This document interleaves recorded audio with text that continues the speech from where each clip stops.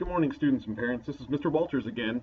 Just wanted to create another video to help clear the air or clear up any questions about this year's National History Day project due February 1st, 2016. Students on Tuesday met in the library and have been meeting all week, getting a little bit of the skills and the tools and pieces needed to prepare themselves for the National History Day project. This year's theme is Exploration, Encounter, and Exchange in History.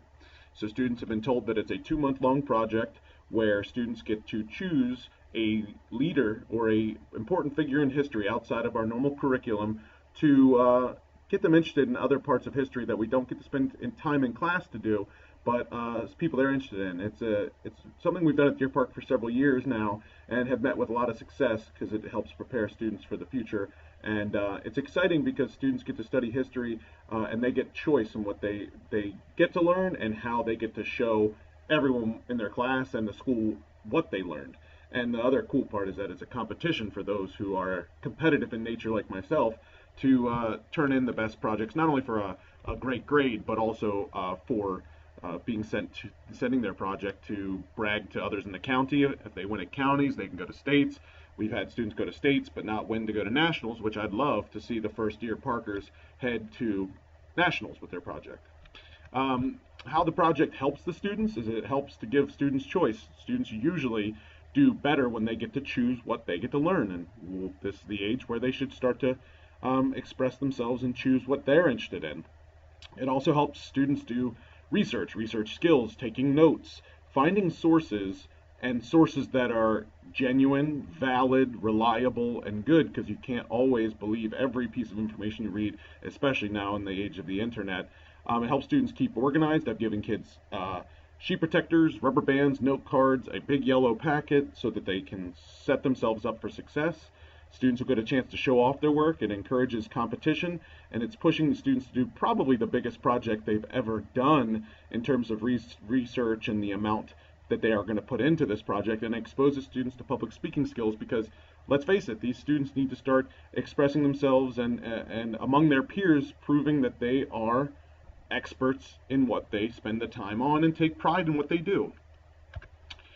This year's theme is really cool because it fits world cultures classes and the American history classes, because it's about exploration, which is all about going somewhere new physically or in search of new ideas or concepts or testing theories.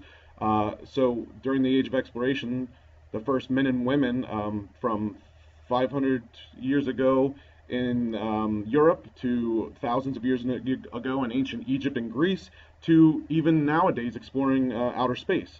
So it's a pretty wide variety of people, men and women, that get to explore new places.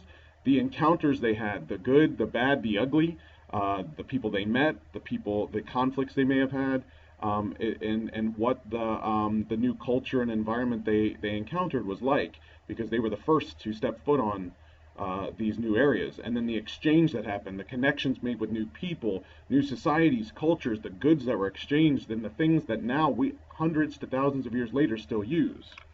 Students were given a list of up to 50 different explorers, as you can see here, from Buzz Aldrin, who landed on the moon, to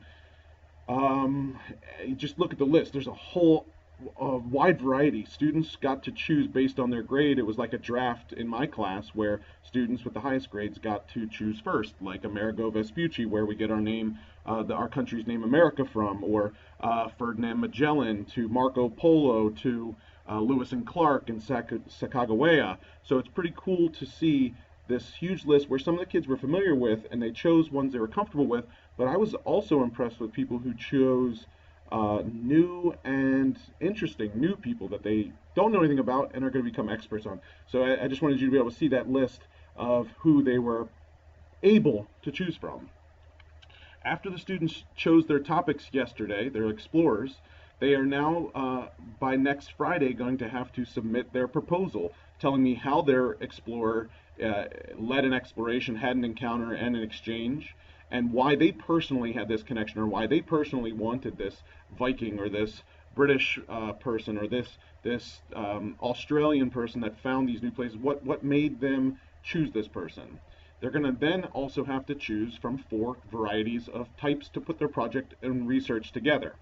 The first type is a paper, which is a typed 3 to 5 page paper or 1,500 to 2,500 word paper, which we are familiar with because when we were going through school at their age, we had to do papers with citations and footnotes and bibliographies and endnotes and stapling and font and spacing, things that a lot of colleges you will do in high school and college. So a paper exposure is for my good writers, if that's the choice they make.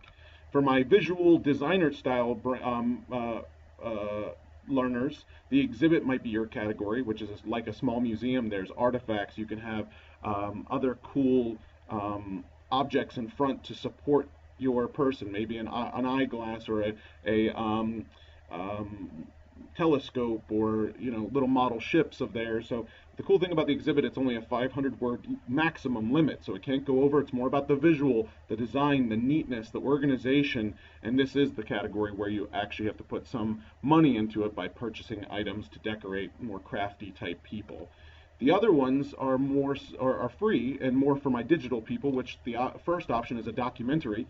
It's an original video using Windows Media Player or iMovie, where you compile using a microphone your voice, script recording, music, images from the internet, video clips, and it can't go over 10 minutes. But if you're not as tech savvy and being able to do editing like they do in mass communications, then I wouldn't choose this category. Maybe the last category is for you, which is a website.